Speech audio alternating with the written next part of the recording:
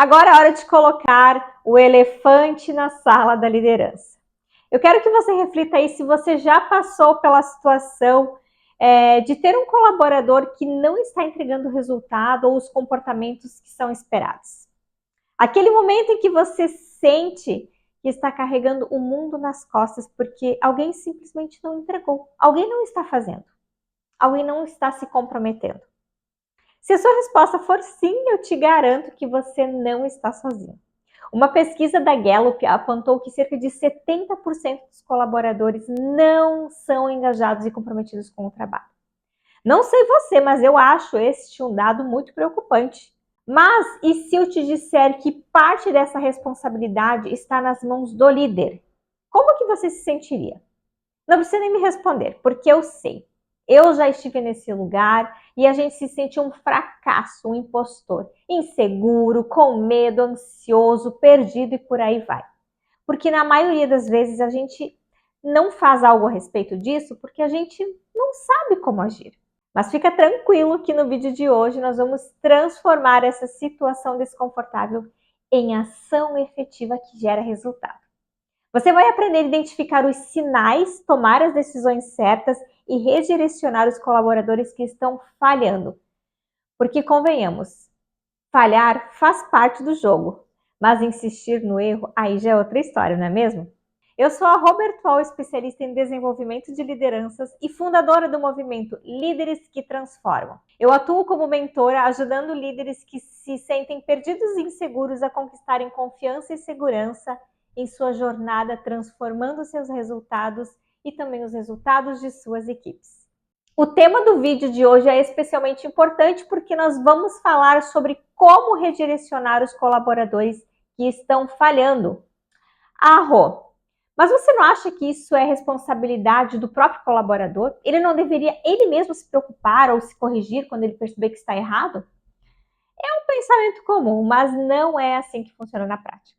Como líderes, nós temos um papel essencial de identificar essas falhas, alertar sobre elas e direcionar os colaboradores para a ação. Sabe por quê? Porque o óbvio não existe, ou como eu sempre falo, ele existe apenas na nossa cabeça. Então, muitas vezes, a pessoa ela nem sabe que ela está errando. Ela não tem consciência de que aquele comportamento não é legal.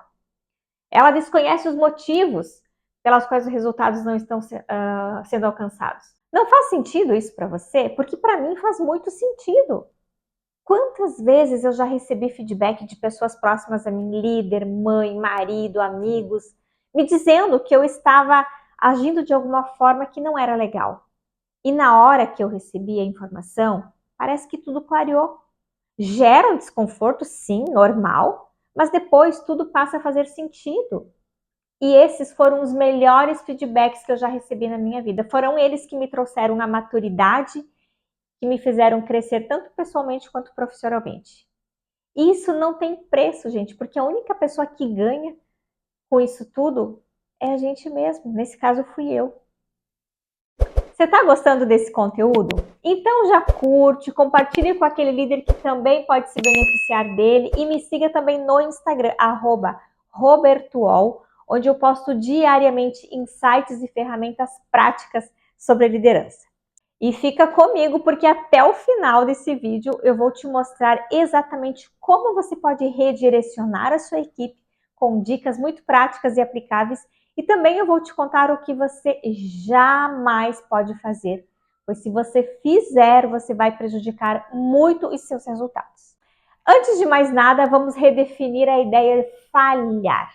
Falhar é parte do processo de aprendizado. Só que quando as falhas se tornam recorrentes ou elas afetam os resultados da equipe, elas precisam ser abordadas. E aqui está o ponto crucial. Lidar com falhas não é sobre apontar culpados, mas sim sobre criar um ambiente onde elas sejam vistas como oportunidades de crescimento. Pesquisas apontam que 70% das pessoas que falham repetidamente em suas funções não sabem exatamente o que estão fazendo de errado ou como melhorar. Então, às vezes, não é nem intencional. E aí vem a primeira reflexão. Então, como que nós podemos garantir que os nossos colaboradores tenham clareza e direcionamento para corrigir o curso que eles estão percorrendo? Imagine a seguinte situação. Você está em um barco remando com a sua equipe, mas percebe que um dos tripulantes está remando no ritmo errado, ou pior, deixou o remo de lado. O que é que você faz? Você ignora e segue em frente ou você para e resolve o problema? Aqui está o primeiro ponto. Como líder, ignorar não é uma opção. Um colaborador que está falhando, ele dá sinais. Pode ser um declínio na qualidade do trabalho, atrasos constantes, comportamentos desmotivados ou até reclamações dos colegas. Então, ignorar esses sinais é como tapar o sol com a peneira. Agora, imagine o impacto positivo de uma equipe onde cada membro recebe feedback claro, orientações concretas e motivação para evoluir. Essa é a diferença entre uma liderança reativa de uma liderança transformadora. Mas o líder precisa entender o momento certo de agir. Se a situação se prolongar por muito tempo, sem que tenha uma intervenção, a cultura da equipe ela pode ser afetada ou até mesmo destruída. Então, o primeiro passo que você vai dar é identificar as falhas e comunicar isso para a sua equipe de forma assertiva. Aqui nós não estamos falando apenas de apontar o erro, mas de mostrar o impacto dele nos resultados. Confrontar um colaborador sobre falhas é como puxar um band-aid. Pode doer, mas é necessário. E vamos combinar que ninguém gosta de ouvir que não está indo bem. Porém, a maneira como você conduz essa conversa pode ser a diferença entre redirecionar ou perder o colaborador. Então, vamos ver isso na prática. Por exemplo, você identificou o erro. Digamos que o colaborador ele atrasa constantemente a entrega de relatórios, projetos, enfim, algo que seja importante. Uma forma de você abordar de forma assertiva pode ser assim: Guilherme, eu percebi que os relatórios das últimas semanas foram entregues fora do prazo combinado, novamente. Isso comprometeu o cronograma do projeto e gerou atrasos nas entregas da equipe. Agora eu vou te dar algumas dicas para essa etapa. Primeiro, use dados e fatos, nunca suas próprias opiniões. O que eu quero dizer com isso? Significa que quando você toma decisões mais argumentadas sobre um determinado assunto, você deve se basear em informações verificáveis e objetivas, como fatos concretos, em vez de usar julgamentos pessoais ou percepções subjetivas. Por exemplo, imagina que você é um líder ou está discutindo a produtividade da sua equipe. Ao invés de dizer, eu acho que a equipe está menos produtiva, que é uma opinião, você poderá apresentar dados como, nos últimos 3 meses a equipe reduziu em 10% o tempo da entrega das tarefas, conforme os relatórios de desempenho.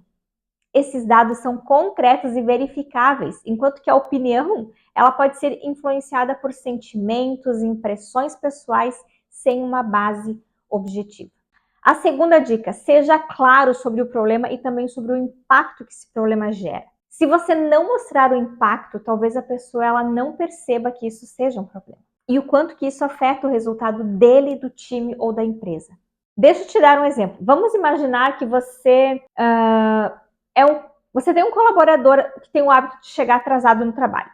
Se você não deixar claro o impacto disso, o impacto desse comportamento, ele pode não perceber o quanto que isso afeta a equipe. Então, ao invés de apenas dizer, você está chegando atrasado, você poderia dizer, quando você chega atrasado, a equipe perde tempo te esperando para começar as tarefas. E isso atrasa o andamento do projeto ou afeta a produtividade do time como um todo, prejudicando assim o cumprimento dos prazos que nós temos para entregar. E a terceira dica que eu dou é focar no comportamento que precisa ser corrigido e não em atacar ou culpar a pessoa diretamente. Imagina que um colaborador não está entregando as tarefas ali dentro do prazo. Em vez de você dizer, você é muito desorganizado e não cumpre os prazos, que soa como uma acusação pessoal, uma abordagem mais construtiva seria, Caio, eu notei que as tarefas elas não estão sendo entregues no prazo acordado. Quando isso acontece, o time é impactado, pois nós temos que ajustar o cronograma. O que podemos fazer para garantir que os prazos eles sejam cumpridos? Dessa forma, você está focando no comportamento, não entregar no prazo e não fazendo um julgamento sobre a pessoa. o que torna a conversa muito mais produtiva e menos conflituosa. Tem um vídeo aqui no canal, deve estar aparecendo em algum lugar aqui na tela, que eu falo sobre como ter uma comunicação assertiva com a sua equipe. Não deixe de assistir, porque ele vai te ajudar muito nesse e em muitos outros desafios relacionados à liderança.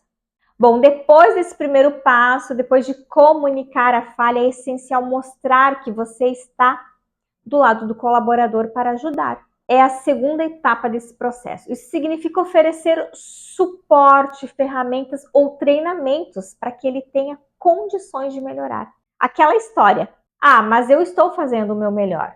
Só que essa história ela funciona só até a página 2. Depois disso o time espera mais, espera resultado, consistência do líder. Que ele faça aquilo que ele fala, que ele faça aquilo que ele promete. Então, olha a forma como você pode oferecer apoio. Por exemplo, Guilherme, vamos revisar junto a sua agenda para identificar o que está causando esses atrasos? E eu também posso te orientar sobre como priorizar algumas tarefas. Agora eu vou te dar as dicas dessa etapa de apoio ao colaborador quando o objetivo for ajudar a melhorar o desempenho após comunicar a falha.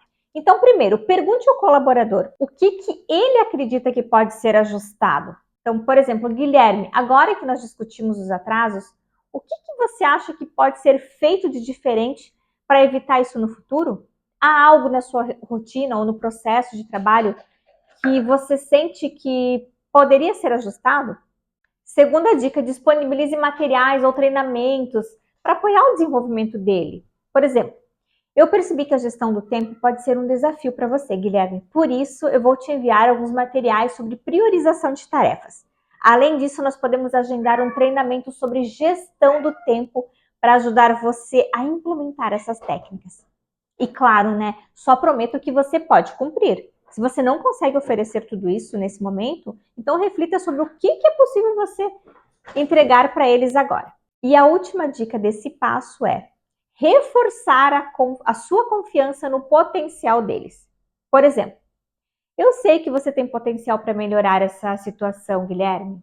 Você já demonstrou as habilidades em outras áreas. Eu tenho certeza de que com algumas mudanças você conseguirá gerenciar melhor a sua agenda. E eu estou aqui para apoiar você nesse processo e acompanhar o seu progresso.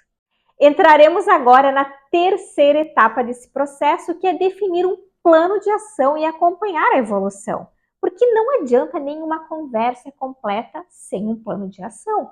E aí é importante alinhar expectativas, definir prazos e acompanhar a evolução, o andamento desse plano. Quando a cobrança for por resultados, ou seja, as metas não estão sendo atingidas, é importante refletir se as metas elas estão sendo claras e objetivas e se todos têm compreensão do que é esperado de cada um em termos de resultado. Para isso, pense sempre na estrutura SMART. As metas elas são específicas, elas são mensuráveis, são possíveis de serem atingidas, são relevantes, existe um prazo adequado? Tem um vídeo aqui no canal que vai aparecer em algum lugar aqui na tela em que eu falo sobre esse tema e de cara eu te garanto que o conteúdo vai te ajudar a você nunca mais enfrentar dificuldades na hora de construir metas ou cobrar metas do seu time. Agora, algumas dicas sobre esse passo. Primeiro, seja claro e objetivo ao comunicar as mudanças esperadas para cada membro da equipe, tanto no que diz respeito a comportamento quanto a resultados. A clareza nas expectativas é essencial para que todos saibam exatamente o que precisa ser feito e como contribuir para o resultado e para o sucesso do time. Segundo, estabeleça prazos específicos para revisar o progresso e garantir que esse acompanhamento seja realizado com regularidade. Faça alinhamentos semanais para monitorar o desempenho de cada pessoa, avaliando os avanços e identificando possíveis desafios e ajustando as estratégias até que o problema seja resolvido. E por fim, não deixe de celebrar as pequenas conquistas ao longo do caminho. Reconhecer e valorizar o progresso, por menor que seja, cria um ambiente motivador e fortalece o engajamento de todos. Olha esses exemplos aqui que podem te ajudar a enfrentar melhor os seus desafios e pensar na melhor maneira de resolver eles. Um exemplo de baixa produtividade. Então, primeiro você faz a identificação do problema, que foi o primeiro passo. Marcela, eu percebi que você não tem conseguido atingir as metas de produtividade nas últimas semanas. Aí você descreve a meta, lembrando que aqui é só um exemplo, tá? Depois, você oferece o suporte. Há algo que esteja dificultando o seu foco ou precisando da minha ajuda? E aí você vai para a ação. Vamos ajustar juntos a sua rotina para melhorar os seus resultados. Outro exemplo agora de um problema de postura profissional. Primeiro você faz a identificação do problema. Carol, eu notei que em reuniões você frequentemente interrompe os seus colegas. Aí você oferece o suporte. Eu gostaria de te ajudar a desenvolver uma postura mais colaborativa. Posso sugerir algumas dicas? E aí você vai para a ação. Nos próximos encontros, vamos observar juntos como que você pode melhorar nesse aspecto? Claro, gente, nem sempre a história tem um final feliz, tá? Existem casos em que mesmo com todos os esforços, o colaborador ele não muda. Aqui está o momento em que você deve se perguntar: essa pessoa está no lugar certo? O problema é de habilidade técnica ou comportamental? Se for habilidade técnica, a minha sugestão é que você invista em treinamento.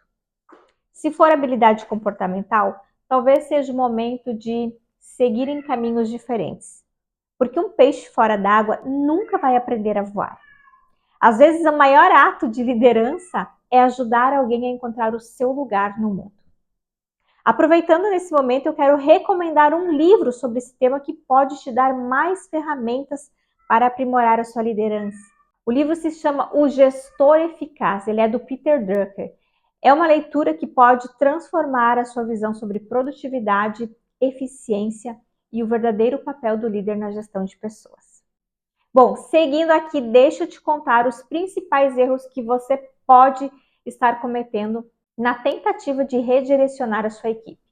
E olha, é melhor você tomar nota porque esses são como arroz e feijão na liderança. Só que é aquele arroz e feijão sem o tempero.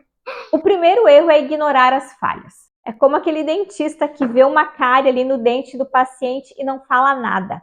Só que o problema ele só vai piorar se não for resolvido. Então, ignorar o problema cria um ambiente de permissividade onde todo mundo acha que pode fazer o que quiser.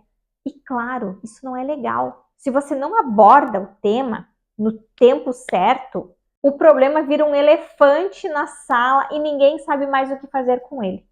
O segundo erro é exagerar nas críticas. Focar apenas nos erros é como dar um carão no time toda vez que alguém erra, mas sem oferecer nenhuma dica de como melhorar. Aí o líder acaba virando aquele coach do pessimismo, com a moral do time lá embaixo. Todo mundo vai sentir um campeão de erros e ninguém vai se arriscar a tentar acertar. O segredo aqui é o equilíbrio. Critique o erro, mas celebre o acerto. Se o time só for goleado, a motivação vai se perder no intervalo do jogo. E o terceiro erro é não acompanhar. Não adianta dar um empurrãozinho e depois sumir. É como ensinar alguém a andar de bicicleta e nunca verificar se ela está na rota ou se ela já caiu na vala. O acompanhamento é fundamental para garantir que as melhorias não sejam só uma onda passageira. Sem isso, o progresso vai ficando pelo caminho e o time vai pensar: ah, ele até gostou da nossa evolução, mas não se lembra mais na semana seguinte. Então, é melhor evitar ser o fantasma da liderança e mostrar que você está presente, sempre de forma construtiva, é claro. Agora que você já conhece esses erros, é claro que você não vai deixar que eles afetem a sua liderança. E ao aplicar o passo a passo que eu mencionei anteriormente, você vai se tornar um líder muito mais seguro, confiante e com uma visão clara do que precisa ser feito. Isso não só vai transformar os seus resultados, mas também vai inspirar a sua equipe a alcançar o sucesso que você espera deles. Líderes que sabem como guiar os seus times com clareza e propósito geram verdadeiras transformações e você está no caminho para ser esse líder de destaque, capaz de construir uma equipe motivada e comprometida com os resultados extraordinários. E outra coisa, direcionar os colaboradores que estão falhando é um ato de liderança, mas também é um ato de coragem que exige empatia, firmeza e comprometimento. Quando você combina feedback claro e suporte ativo, e acompanhamento consistente transforma falhas em oportunidades de crescimento e cria uma equipe alinhada e preparada para resultados extraordinários. Se você gostou desse conteúdo, então já curte, compartilha e não esqueça de se inscrever aqui no canal e ativar as notificações para você receber mais conteúdos que vão elevar a sua liderança. Um abraço e até a próxima!